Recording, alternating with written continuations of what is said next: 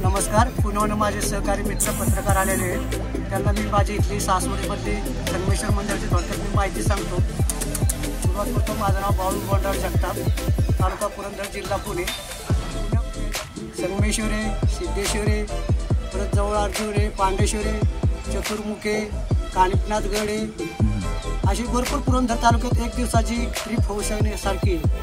तर मी आता इथली माझी थोडक्यात संगमेश्वरची मी माहिती सांगतो. हे पांडवकालीन मंदिर असून माझ्या उजव्या हाताला कारण नदी आणि डाव्या हाताला चांबळी नदी, तर दोन नद्यांचा संगम या ठिकाणी झालेला म्हणून याला संगमेश्वर महादेव म्हटलं जातं.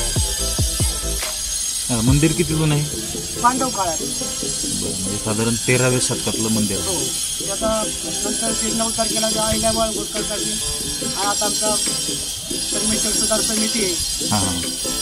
आता हे जे काम चालले त्या समितीच्या अंतर्गतच चालले. समितीच्या अंतर्गत आणि वरचं जे काम आहे आपलं कळायचं असतं बसवलेलं संपूर्ण काम हे आपले त्यांचे बालाजीवाले त्यांच्या माध्यमातून आपल्याला मिळते. आणि जो खालचा परिसर आहे ते आपल्या संगमेश्वर सुधार समितीच्या मार्फत चालू आहे.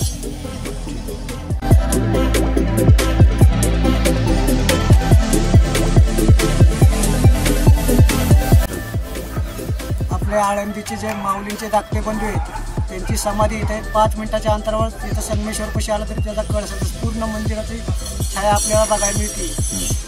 त्या टायमिंगला सोप्पा काका समाधी घ्यायच्या टायमिंगला इथं सगळे देव आलते. इथं स्वतः पांडुरंग इथं समाधी देऊन गेलेले सोप्पा काकांना.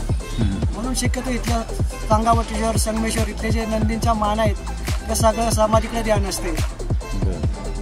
पूर्ण मंदिरातलं हेच अशीच परिस्थिती. हो, पूर्ण ह्या संगमेश्वर वटेश्वर मंदिरांची नंदींच्या माना ह्या समाधीकडेच पाहतात.